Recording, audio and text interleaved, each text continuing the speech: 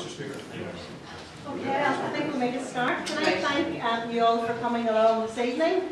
It's a pleasure once again to host the members of Hope for ME and Fibro NI, and especially to host this visit from Professor James Coynes. Did I pronounce that properly? Perfectly. Oh, thank you. A Professor of Psychology from the University of Pennsylvania. You're all very welcome, and I'm sure that we'll all be very interested to hear what you have to say to us this evening. And welcome everyone. I would also like to acknowledge the presence of a number of MLAs. I see Danny Kennedy still here, Andy Allen, John McAllister. Did I see Claire Sutton somewhere too?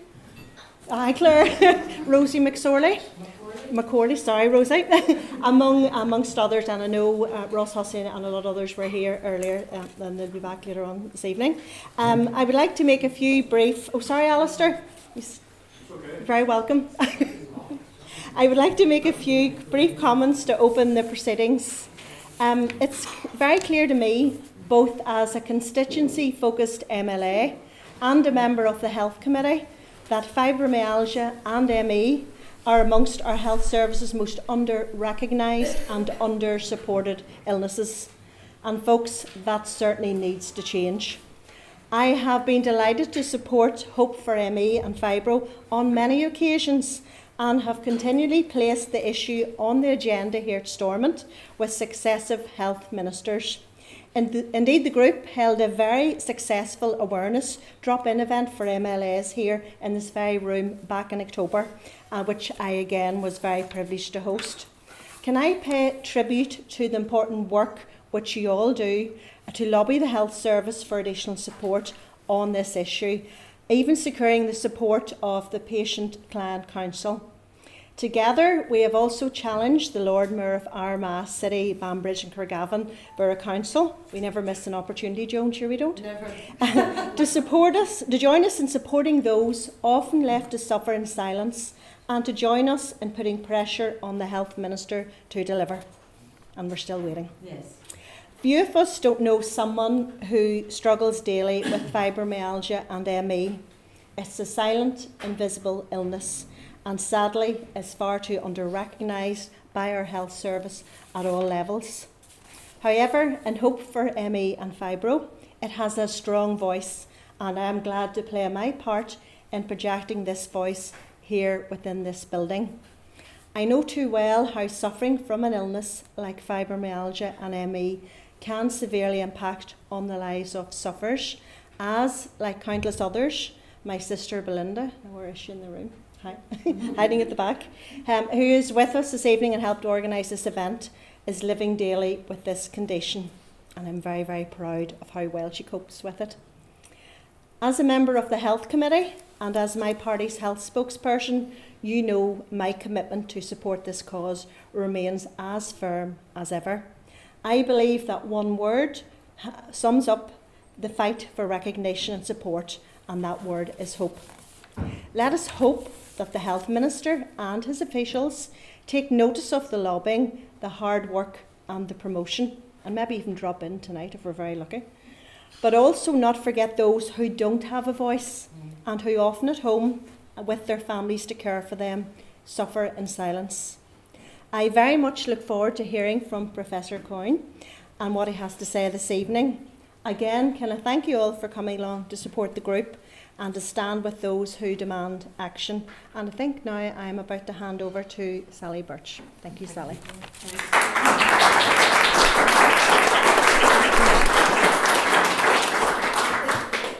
Hello, and thank you all very much for coming tonight.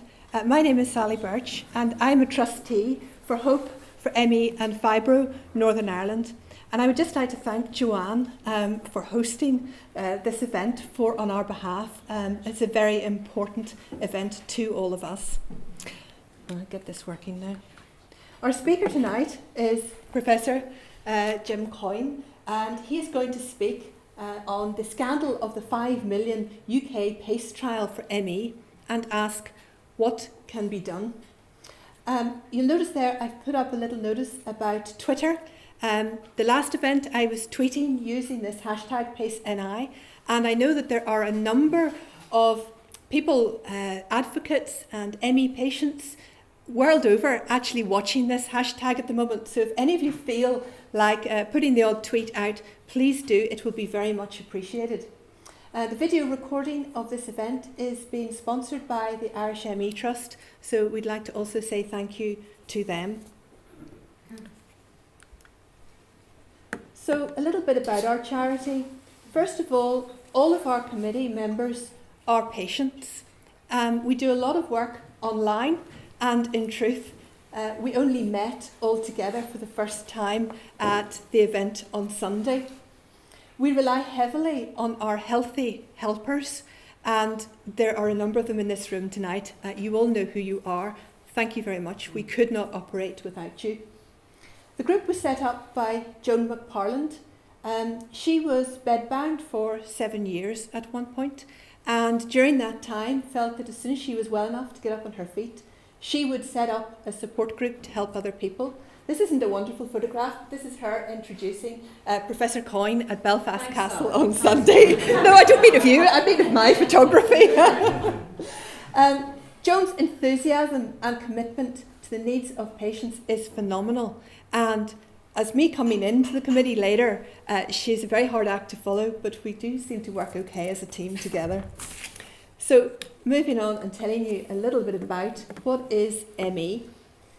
Myalgic encephalomyelitis, well, you can see why we shorten it to ME. It's recognised as a neurological disorder by the World Health Organization since 1969.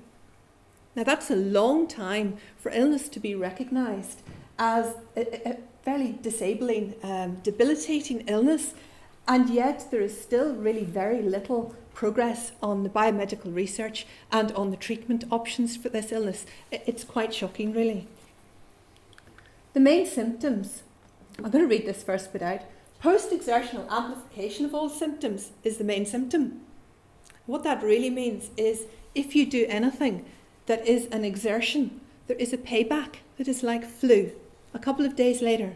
And if you do that thing too often, the level at which it stimulates another payback gets lower and lower and lower. So this illness can be progressive, and that can be a little frightening. Let's look then at the different levels. At the very most mild level, they call it mild. That's a misnomer. A person with mild ME might be able to work at a sedentary job, but they will have given up everything else in their life in order to be able to achieve that. Working right through to the worst level, I put that in red because it's a bit important, very severe. These people are completely bedbound, totally helpless, light and sound intolerant, and some of them are tube fed, need hoists to be moved off their bed to do anything. Now, I'm sure some of you have had flu at some point in your life, and you know the story about the £50 note?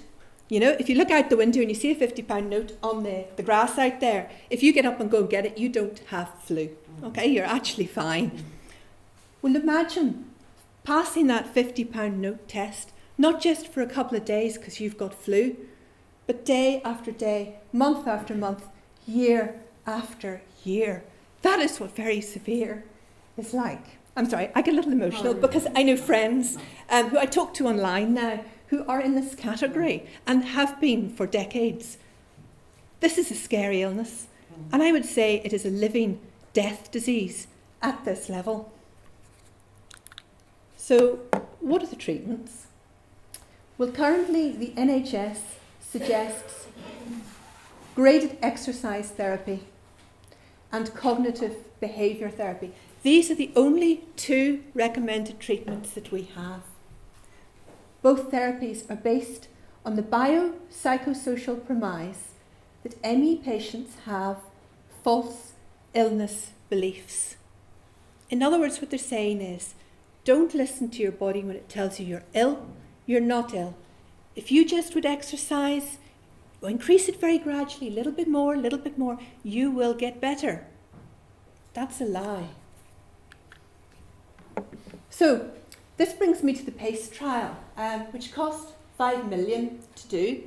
Basically, it has been used to promote these two therapies, graded exercise therapy, cognitive behaviour therapy, as treatments for ME. And as I said, patients don't agree that these work. these are not helpful to us.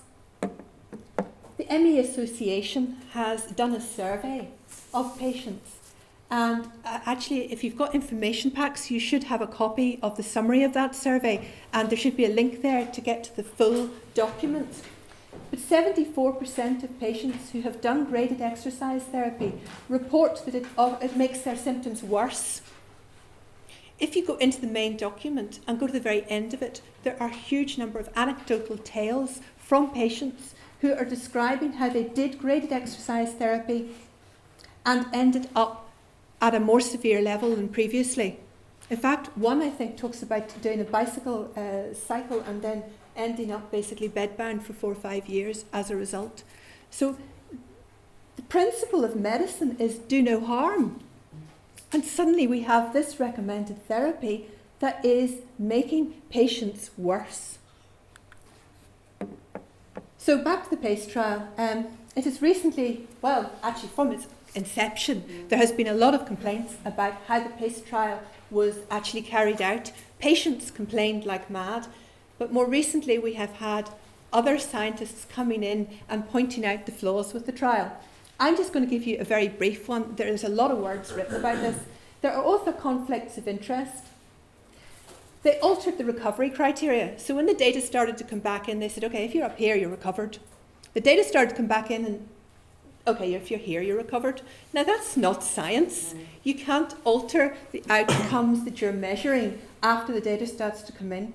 Some of the outcomes are subjective. In other words, just those surveys that you tick boxes. I'm a scientist. I was a biology lecturer before I became ill and lost my job to ME. Subjective outcomes are not a good measure. You want objective outcomes, numbers, step counts, those sort of things. There are also statistical problems, but that gets into a lot of maths, so I'll not go there. Okay, the final wee bit about the PACE trial is the authors are refusing to release the supporting data. They're making various different excuses. Now, Professor Coynes, I know, has asked for data from one of those trials, and he has been told that he is vexatious for asking for that data.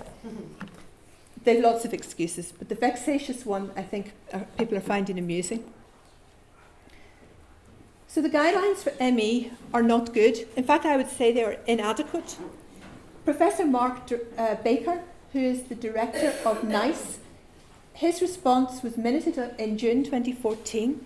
He agreed that these guidelines were not good, that they were inadequate for the needs, and yet these guidelines remain on what is called the static list. That means they are not coming up for review anytime soon. The last time they were reviewed, I believe, was in 2007. So the Northern Ireland situation, there are an estimated 7,000 ME patients in Northern Ireland for whom there is no NHS specialist, consultant, physician, nobody that we can be sent to in Northern Ireland to help us with our disease, with our illness. Our GP survey, which we did a couple of years ago at a conference here, shows that many GPs are uncertain about diagnosis. They would prefer to be able to refer patients, both ME and fibro actually, to a specialist who would actually make that diagnosis for them. But we don't have a consultant to whom those patients can be referred for the final ME diagnosis. In fact, in my own situation, I did not get a diagnosis from the NHS. I had to go privately to find out what was wrong with me. Training of new GPs, we've heard that actually ME is not specifically covered in the syllabus. So we are actively campaigning now for a dedicated consultant, physician-led clinic for ME that is based on sound biomedical principles. In summary, I'm finally going to stop. The PACE trial is unscientific. It shouldn't stand. Cognitive behaviour therapy and graded exercise therapy cause harm. The PACE trial is a roadblock really for us because it is what is providing the evidence that bolsters up these NICE guidelines. So this is the reason that it is so good to have Professor Coynes helping us actually remove the roadblock that is the PACE trial. The NICE guidelines need to be reviewed, and we need serious funding for real biomedical research into what this illness is. Thank you very much all for listening. And I will pass over to Jim Coynes. Can I take that down and put you on it?